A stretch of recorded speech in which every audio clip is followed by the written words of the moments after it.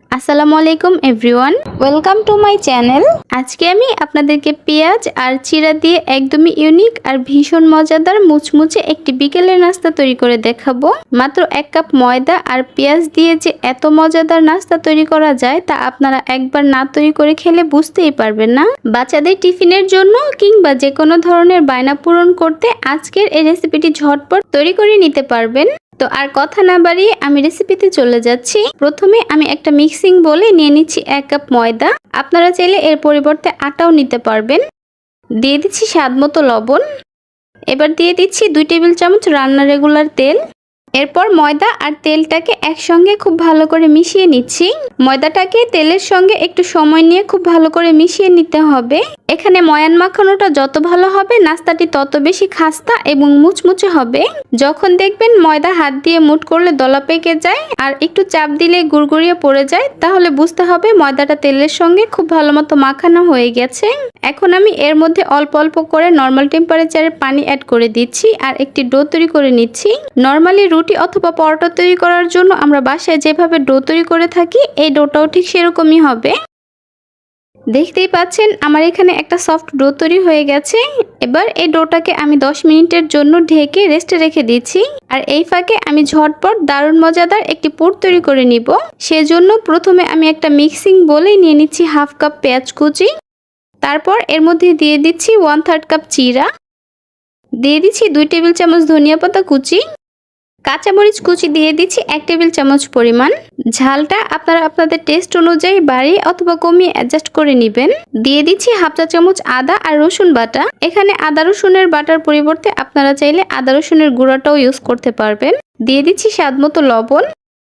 এবার দিয়ে দিচ্ছি 1/2 চা চামচ লাল মরিচের গুঁড়া। দিয়ে দিচ্ছি 1/2 চা চামচ ধনিয়ার গুঁড়া। জিরার গুঁড়া দিয়ে দিচ্ছি 1/2 চা চামচ। গরম মশলার গুঁড়া দিয়ে দিচ্ছি 1/2 চা চামচ। চাট মশলা দিয়ে দিচ্ছি 1/2 চা চামচ। এবার আমি এই সব কিছুকে একসঙ্গে খুব ভালো করে মিশিয়ে নিচ্ছি। সবকিছু একসঙ্গে ভালো মতো মিশিয়ে নেওয়া হয়ে গেছে। দেখতেই পাচ্ছেন একদমই কম সময়ে ভীষণ মজাদার একটি পুর তৈরি করে নিয়েছি। এখন আমি এটাকে একটা সাইডে সরিয়ে রাখছি। ফিরে এলাম 10 মিনিট পর। আমি ঢাকনাটা সরিয়ে নিচ্ছি। দেখতেই পাচ্ছেন আমার এই ডোটা কিন্তু আরো কিছুটা সফট হয়ে এসেছে। এখন আমি এটাকে আরো কিছুটা সময় ধরে মথে নিব। তারপর একটা বোর্ডের ওপর নিয়ে হাত দিয়ে চেপে লম্বা রোলের মতো তৈরি করে নিচ্ছি। এবার একটা ছুরি দিয়ে এটাকে এভাবে কেটে 6 থেকে 7 ভাগ করে নিচ্ছি। এবার এখান থেকে একটি লেচি নিয়ে হাত দিয়ে গোল বলের মতো করে নিচ্ছি। আর বাকি লেচিগুলোকে আমি একটা মিক্সিং বোলে নিয়ে ঢেকে রাখছি। এখন এর উপরে পরিমাণ মতো ময়দা ছিটিয়ে দিয়ে একটি পাতলা রুটি তৈরি করে নিচ্ছি। নরমালি রুটি পরোটার থেকে কিছুটা পাতলা করে এই রুটিটাকে তৈরি করে নিয়েছি। রুটিটার থিকনেসটা আমি আপনাদেরকে একটু দেখিয়ে দিচ্ছি। এবার রুটিটাকে এক পাশ থেকে এভাবে ভাঁজ করে দিচ্ছি। তারপর হাত দিয়ে ভালো করে চেপে দিচ্ছি। একইভাবে এর অপর পাশটাকেও আমি ভাঁজ করে দিচ্ছি। দুই পাশ থেকে ভাঁজ করার সময় দুই পাশ থেকে মোটামুটি প্রায় 2 ইঞ্চির মতো জায়গা খালি রাখতে হবে। এবার এই নিচের পাশটাকেও আমি ভাঁজ করে দিচ্ছি। তারপর হাত দিয়ে একটু চেপে দিচ্ছি। একইভাবে অপর পাশটাকেও ভাঁজ করে দিচ্ছি। চারপাশটা খুব ভালো করে চেপে ভাঁজ করে দিতে হবে।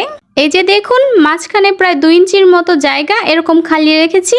আপনারা একটু খেয়াল করলে বুঝতে পারবেন যে আমি কাজটা ঠিক কিভাবে করে নিচ্ছি। এবার এই শীটটাকে আমি উল্টিয়ে দিচ্ছি। তারপর তৈরি করে রাখা পেঁয়াজের পুর এর মাঝ বরাবর দিয়ে দিচ্ছি। মোটামুটি 2 থেকে 3 চামচের মতো পুর আমি এখানে দিয়ে দিয়েছি। এবার এই শীটটার চারপাশে সামান্য পরিমাণ পানি লাগিয়ে নিচ্ছি। এতে করে নাস্তাটা সিল করার সময় আর খুলে যাবে না। এরপর এই শীটটার 2টা কোণা মাঝখানে এনে চেপে লাগিয়ে নিচ্ছি।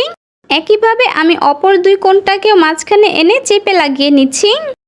এবার এই চারপাশের মুখগুলোকেও ভালোমতো চেপে লাগিয়ে নিচ্ছি। শীটটার মধ্যে আগে থেকে পানি লাগিয়ে নেওয়ার কারণে নাস্তাটি সিল করার সময় কোনো প্রকার অসুবিধা হবে না। আশা করছি আপনারা দেখেই বুঝতে পারছেন যে আমি ঠিক কিভাবে কাজটা করে নিচ্ছি। আমি কিন্তু চারপাশটা খুব ভালো করে চেপে সিল করে নিয়েছি। এতে করে নাস্তাটা ভাজার সময় খুলে যাওয়ার সম্ভাবনা থাকবে না। আপনাদের বোঝার সুবিধার্থে আমি আরো একটি নাস্তা আপনাদেরকে তৈরি করে দেখিয়ে দিচ্ছি।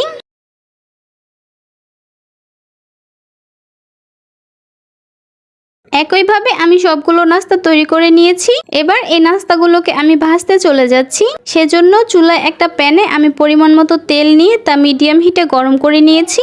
তারপর একটা একটা করে নাস্তাগুলোকে আমি এখানে দিয়ে দিচ্ছি। চুলার হিটটাকে মিডিয়াম টু লো এর মাঝামাঝি রেখে এই নাস্তাগুলোকে খুব ভালো মতো ভেজে নিতে হবে। নাস্তাটির একটা পাশ ভালো মতো ভাজা হয়ে গেলে আমি এগুলোকে উল্টিয়ে দিচ্ছি। অতিরিক্ত হিটে কিন্তু এই নাস্তাগুলোকে ভাজা যাবে না, তাহলে কিন্তু উপর থেকে খুব দ্রুতই কালারটা চলে আসবে, কিন্তু ভিতরের পোরটা খুব ভালো মতো কুক হবে না। তাই চুলার হিটটাকে মিডিয়াম টু লো এর মাঝামাঝি রেখে অনবরত উল্টিয়ে পাল্টিয়ে নাস্তাগুলোকে গোল্ডেন ব্রাউন কালার করে ভেজে নিতে হবে। তো দেখতেই পাচ্ছেন আমি এইভাবে কিন্তু উল্টিয়ে পাল্টিয়ে বেশ কিছুক্ষণ ধরে এই নাস্তাগুলোকে ভেজে নিয়েছি। এই নাস্তাগুলো এখন খুব ভালো মতো ভাজা হয়ে গিয়েছে আর খুব সুন্দর একটা কালারও চলে এসেছে। এবার এই নাস্তাগুলোকে আমি তেল সরিয়ে একটা নাস্তার প্লেটে তুলে নিচ্ছি। তারপর গরম গরম আপনাদেরকে পরিবেশন করে দেখিয়ে দিচ্ছি।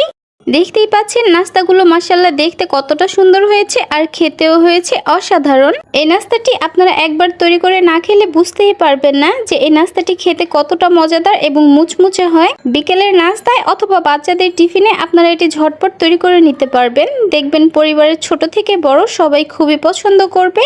আশা করছি আমার আজকের এই রেসিপিটি আপনাদের কাছে ভালো লেগেছে আর সহজও লেগেছে। তাহলে আজকে এই পর্যন্তই। সবাই অনেক বেশি ভালো থাকবেন, সুস্থ থাকবেন। আল্লাহ হাফেজ।